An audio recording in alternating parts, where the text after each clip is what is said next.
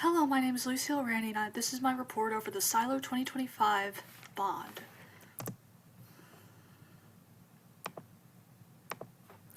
The original Silo Schools was built in 1970, over 50 years ago.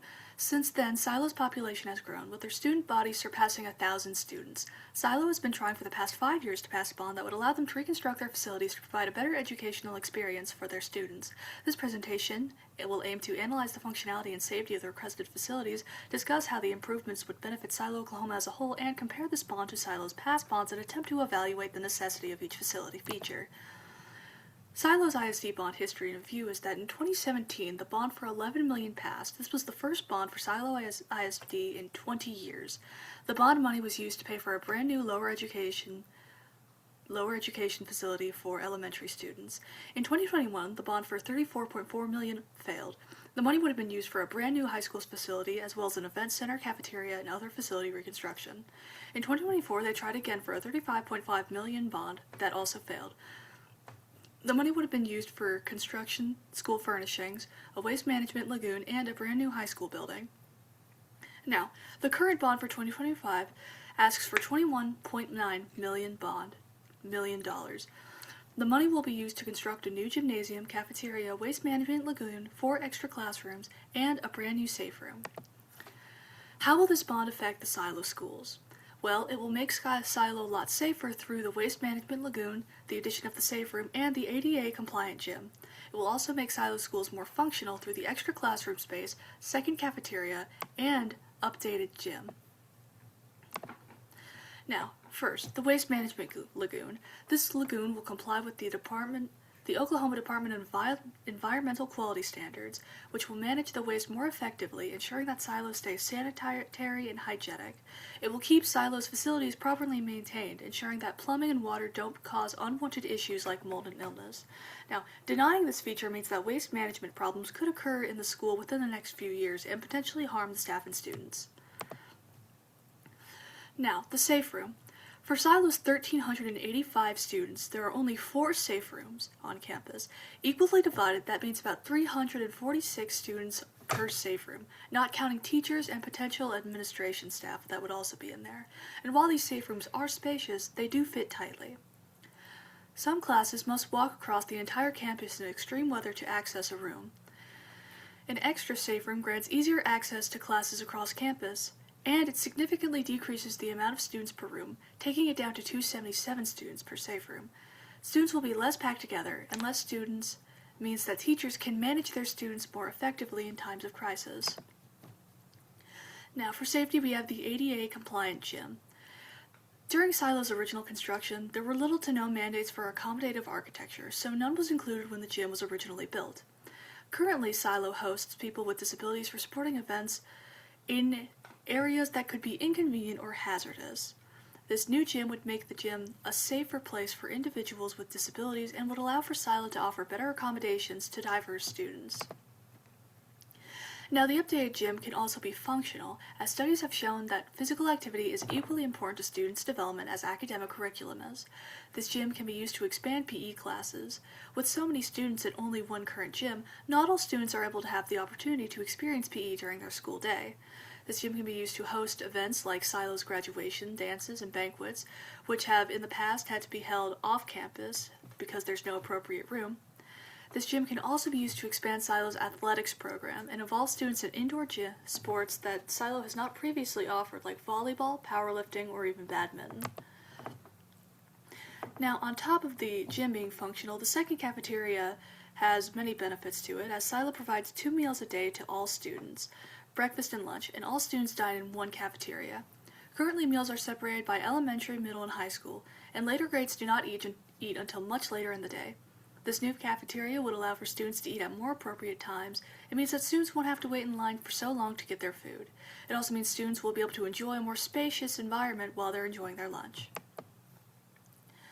Moving on to the 4 additional classrooms, the school has run out of room to host classes. Silo has had to temporarily board up available areas, like their stage, to turn into temporary classrooms.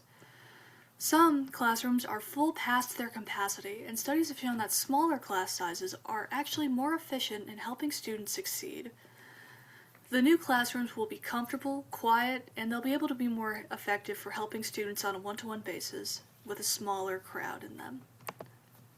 Now, how will the bond affect Silo's community?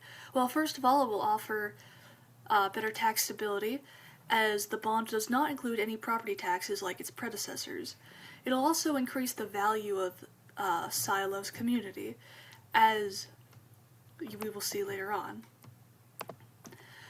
Now, as I said, the bond does not include any raise in taxes for property owners in Silo.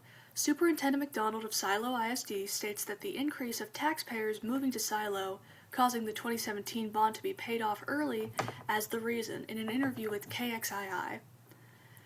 This opportunity means that Silo has the chance to uplift their school without the school financially burdening the rural community of Silo.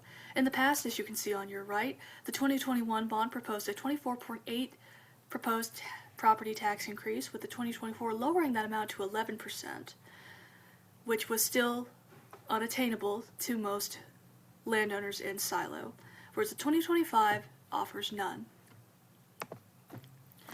Now, property value increase. Silo, Oklahoma has grown a lot in the past few years, with more people moving there. You can see on the right that borders have expanded into some of the surrounding communities. Studies have shown that a 1% increase in school spending increases house prices on net by 1.03%, suggesting that households value school funding. An increase in more people settling in Silo means that an increased demand for real estate is happening. With Silo being a rural community with a lot of potential land for agriculture and real estate, landowners in Silo can sell their land to real estate agencies and be paid more due to the bond's improvements to the community. For anyone who wishes to support the Silo Bond, I recommend joining the Silo Bond Facebook group to stay updated on details, as well as sharing the benefits of the bond with your friends and family in the Silo community. You can also get an election sign for your yard to show your support. Signs are available at the Silo ISD Administration Office, and of course, you can vote yes to the 2025 Silo Bond when it comes time. To learn more about Silo's current facilities, you can visit the current campus and verify for yourself how crowded it is, or you can contact Superintendent McDonald to answer specific inquiries. In conclusion, Silo ISD has struggled to get a bond passed in the last 5 years, but this bond has the potential to change that and offer a good opportunity to make Silo ISD a safer and more inclusive establishment, make Silo ISD a more functional establishment for providing education comfortably. It can improve a building that is crucial to the community without burdening landowners with tax increases, and it can increase the value of Silo's land. Everyone's vote matters for elections, so when it comes time to cast your vote for the Silo 2025 bond, consider the environment that the staff and students work in and how hard they work. So do your part for the community of Silo and vote positively on the 2025 Silo School Bond. Moving on to my reflection, through this report I have learned more about how school bonds can benefit a school and add value to a surrounding community. I have specifically learned how these bond features can improve Silo ISD and Silo's community. I have also learned how to structure an analytical report to be effective to its audience and organize information into correct citations to help me make my point. For my research process, I was able to find a lot of information about the bond technicalities on local news sources like KXII and the Durant Democrat. I used economic academic journals to learn how the improvements can affect the community and school's value, and I was able to find a report detailing the importance of school infrastructure to the effectiveness of school education. And here are my references. Thank you for your time.